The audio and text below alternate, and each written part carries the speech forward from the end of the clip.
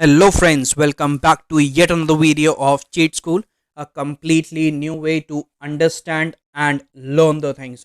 Cheat School works on the business studies as per the CBSE for class 11th and 12th, and there is the one major education which is missing from our entire system with the entire lifespan, which is the financial education, which has never been taught to anyone. So we are working on these two things, and going forward हम अच्छे से इसके ऊपर ही काम करेंगे to understand what all these things are. So अभी as per the series हम class 12th planning chapter 4 third part हम लेके आए हैं. पहले के पार्ट्स में हमने करा है that what is planning, planning होती क्या है, उसके फीचर्स क्या हैं, उसकी इम्पोर्टेंस क्या है, उसकी लिमिटेशंस क्या हैं, उसके स्टेप्स क्या हैं. ये हमने पहले के दो पार्ट्स में करा है. लेकिन अब जो हमारे पास हैं, अब दो पार्ट रह गए हैं, तो मीन्स हम हाफ वे ऑलरेडी जा चुके हैं. हाफ वे में हमारे को करना what are the different types of plans, plans कैसे कैसे तरीके के होते हैं वो हमें करना है. तो सबसे पहला प्लान जो होता है, हम सबसे ज़्यादा पहले प्लानिंग करते हैं किस चीज़ की करते हैं, हम अपने लक्ष्य की करते हैं, हम अपने ऑब्जेक्टिव की करते हैं, हम उस पर्पस की करते हैं. सो हमारा जो ऑब्जेक्टिव है वो सबसे पहला टाइप ऑफ प्लान होता है. So first step in the planning is aim, purpose, goal. क्या है ये? एक्चुअली हमारा ऑब्जेक्टिव होता है, ये हमारा गोल होता है, ये हमारा एक्शन प्लान होता है ऑफ द ऑर्गेनाइजेशन. और ये कौन सेट करता है?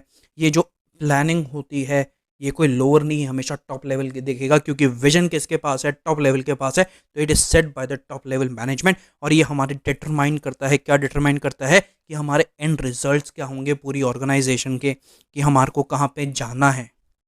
एग्जाम्पल लेते हैं कि हमारे को by the end of this month जो हमारे प्रीवियस ईयर के जो भी सेल्स टारगेट थे, हमारे को 10% इंक्रीज करने हैं, हमारे को 10% प्रॉफिट बढ़ाना है, या हमारे को अपनी सेल्स को 25% से बढ़ाना बाय हुक और क्रुक. सो ये हमारा ऑब्जेक्टिव है, ये हमारा पहला लक्ष्य होगा. तो जो ऑब्जेक्टिव है ये हम रिजल्ट ओरिएंटेड होते हैं. ये क्वांटिटेटिव और मेजरेबल स्टैंडर्ड्स के फॉर्म में हम हमेशा बात करेंगे. और ये कोई अनरियलिस्टिक नहीं होने चाहिए, या अचीवेबल होने चाहिए. कोई ये नहीं बोलेगा कि भाई अगले साल ना मैं पूरा इंडिया जीत लूंगा, मैं अगले साल यूएसए का मतलब 90% शेयर मेरा होगा. It should not be realistic, it should not be unrealistic, it should be a realistic thing that could be achieved. और it should be framed from a single activity in mind. एक ही दृढ़ता से, एक ही मतलब you कैसे, जो मछली की आंख होती है ना, जिस तरीके से अर्जुन ने मछली की आंख पे तीर मारा था, तो उसकी एक ही वो एम था, एक ही ऑब्जेक्टिव था कि मछली की आंख. तो हमारे को सिर्फ एक ही एक्टिविटी अपने दिमाग में रख के काम करना चाहिए, और किसी एक्टिविटी की तरफ काम नहीं करना चाहिए. सो हमारा जो पहला टाइप ऑफ प्लान होता है दैट इज ऑब्जेक्टिव. अब दूसरा, जैसे ही हमारे ऑब्जेक्टिव सेट हो जाते हैं, देन हमारे को स्ट्रैटेजीज बनानी पड़ती हैं. तो the strategy is the next type of plan. It's a comprehensive plan to achieve the objectives. ये कहता है जो हमारा ब्लूप्रिंट है पूरे ऑर्गेनाइजेशन का. स्ट्रैटेजी मेन क्या है? हमारे को गोल्स पे जाना है, लेकिन जो तीर कमान हमारे को मारना है, ये हमारा ब्लूप्रिंट है बिजनेस का, जो हमारे को अचीव करता है क्या क्या पहुंचने में, गोल्स को पहुंचने में हमारे को अचीव करता है. आपने महेंद्र सिंह धोनी को देखा होगा. 99% ऑफ द केसेस जब भी कोई मुश्किल सिचुएशन होती थी, he used to have a word with his bowlers. वो स्ट्रैटेजीज बनाता था कि पहले बाउंसर मार, तू वाइड मार. अब इसके अंदर देख सकते हो, वो कह रहा है भाई वाइड मार दे, एक वाइड तो डाल, दो वाइड डाल, तीन वाइड डाल, उसके बाद किलियों में मार. दैट वे वो माइंड से खेलता है, वो स्ट्रैटेजी बनाता है.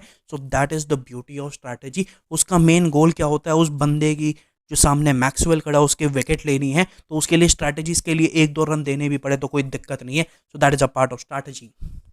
सो establishing long term objective of the business, selecting a specific course of action. हमारे को ये काम करना है.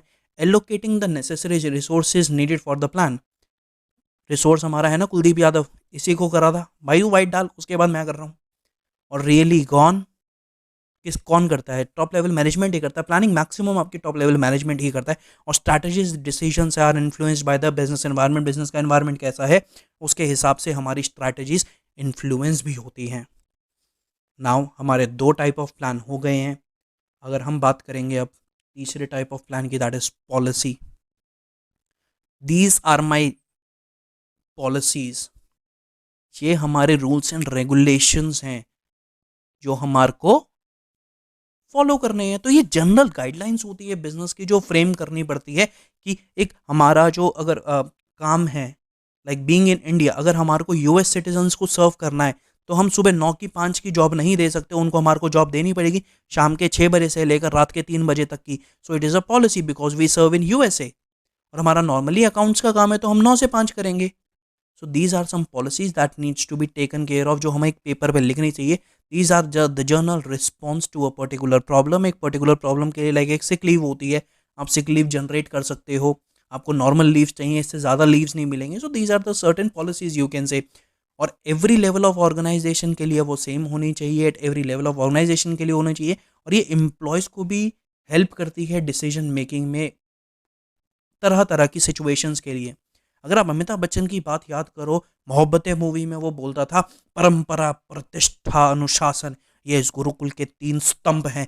तो ये स्तंभ क्या हैं? ये पॉलिसीज हैं जो हर जने को फॉलो करनी चाहिए, चाहे वो हमारी परंपरा है, वो प्रतिष्ठा है या अनुशासन है. सो ये वो आदर्श हैं जिन्हें हम अपने आने वाले कल बनाते हैं. तो ये दीज आर द पॉलिसी. जैसे सुबह उठ के हमारे को प्रेयर करनी चाहिए, so we will have a happy life. Meditation करनी चाहिए जिससे हम पूरे दिन एनर्जेटिक रहे. Policy in an organization is the general way of understanding, interpreting and implementing of the strategies. These are the basic thing जो हमारी पॉलिसी के अंदर है. उसके बाद हमारे को करेंगे 4 टाइप ऑफ प्लान भी करना है. The 4th type of plan is तरीका. अरे तरीके का मतलब है किस तरीके से, ऑब्जेक्टिव तो बना लिया, स्ट्रैटेजी भी बना ली, बट अब हमारे को किस तरीके के ऊपर चलना है, क्या प्रोसेस फॉलो करना है. जैसे आप देख सकते हो नीचे की भाई ये एक फोटो है. फोटो के अंदर लिखा हुआ है कि हीट ओवन 2-3-25 डिग्री फ़ारेनहाइट. ये पूरा प्रोसेस है कि केक कैसे बनता है. तो ये एक के बाद एक के बाद एक बनता है. ये एक प्रोसेस है जो हमारे को फॉलो करना पड़ेगा. ऊपर नीचे नहीं कर सकते.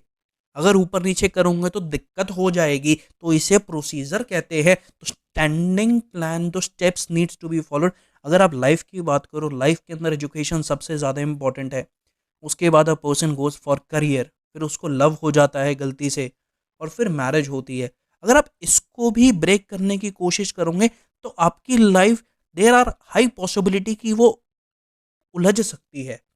सो it is always recommend that you need to follow the steps, you need to follow the procedure. So the series of specific steps to carry out the activities, it is mostly in chronological order and it is framed to implement the policy को ध्यान में रखते हुए ही ये पूरे procedures बनाए जाते हैं. तो हमारे जो फर्स्ट 4 टाइप्स ऑफ प्लान्स है वो हो चुके हैं, ऊपर की थोड़ी बहुत बातें भी हो चुकी है, फीचर्स इंपॉर्टेंस. सो एक वीडियो और लगेगी, method, rule, program, budget, and the chapter planning is over. And if you like the video, please like, share and subscribe to my channel.